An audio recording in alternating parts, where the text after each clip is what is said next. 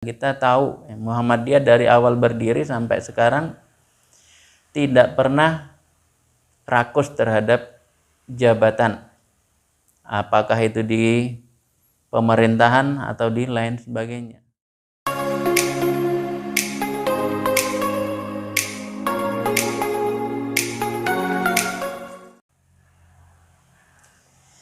Assalamualaikum warahmatullahi wabarakatuh. Alhamdulillah wa syukrulillah wa la hawla wa la quwata illa billah. Asyhadu an la ilaha illallah wahdahu la syarikalah wa asyhadu anna Muhammadan abduhu wa rasuluh la nabiyyah wa la rasula ba'dah. Jamaah keramat yang dimuliakan Allah Subhanahu wa taala. Alhamdulillah, terima kasih atas pertanyaannya yang kemarin disampaikan atau diutarakan pada hari Rabu kemarin tanggal 13 Oktober 2021. Betapa pentingnya kandungan surat Al-Kahfi menurut Ustadz, bagaimana kalau Muhammadiyah menjadikannya sebagai gerakan sebagaimana gerakan Al-Ma'un. Secara organisatoris atau secara keputusan organisasi memang tidak disebutkan melaksanakan atau menyemarakkan gerakan Al-Kahfi sebagaimana gerakan Al-Ma'un. Tetapi bisa kita lihat dari gerakan-gerakan atau usaha-usaha dakwah Muhammadiyah sudah melakukan 4 hal, yaitu menyelamatkan fitnah iman sebagaimana dalam kisah Ashabul Kahfi, menyelamatkan fitnah harta sebagaimana dalam kisah Shahibul Jannatain atau pemilik 2 kebun, menyelamatkan diri dari fitnah ilmu sebagaimana Nabi Musa belajar kepada Khidir, dan juga menyelamatkan fitnah tahta atau jabatan sebagaimana kisahnya Zulkarnain. Kita lihat fitnah iman. Muhammadiyah sejak awal berdiri sampai sekarang ini telah berusaha menyelamatkan akidah manusia, akidah umat Islam, iman umat Islam agar tidak goyah. Kita lihat bagaimana awal berdiri Muhammadiyah mendirikan PKU atau rumah sakit. Di situ tidak ada batasan harus muslim, harus kaya. Tidak, Muhammadiyah mendirikan, kenapa? Karena umat Islam ketika itu merasa kesulitan jika harus berobat ke rumah sakit Belanda ketika itu. Maka Muhammadiyah membentengi agar umat Islam tidak goyah akidahnya, tidak goyah imannya dengan mendirikan juga rumah sakit Islam, mendirikan lembaga pendidikan mulai dari PAUD sampai universitas. Dan kalau kita lihat, kita searching di internet, kita ketikkan kata kunci Muhammadiyah dan Kristenisasi, insya Allah akan banyak didapatkan artikel dan juga data bagaimana Muhammadiyah membendung upaya pemurtadan.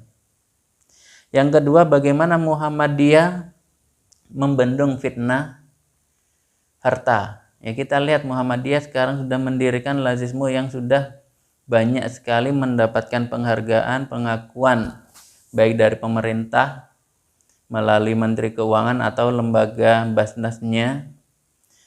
Muhammadiyah sudah berusaha sekarang, sudah mulai bagaimana mengumpulkan, menyadarkan kepada umat manusia, umat Islam khususnya, bahwasanya harta yang diperoleh, harta yang dimiliki tidak semuanya milik dia, tetapi ada sebagian yang milik orang lain, sehingga perlu disedekahkan, dizakati agar hartanya menjadi harta yang bersih dan penuh berkah.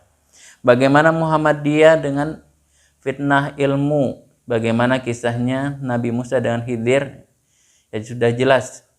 Ya, bahasanya Muhammadiyah pun lahir, sebelum lahir pun sudah Kiai Haji Ahmad Dahlan sudah mendirikan lembaga atau taman pendidikan. Bahkan kalau kita lihat sekarang udah banyak ribuan, mulai dari PAUD sampai universitas semuanya ada Muhammadiyah.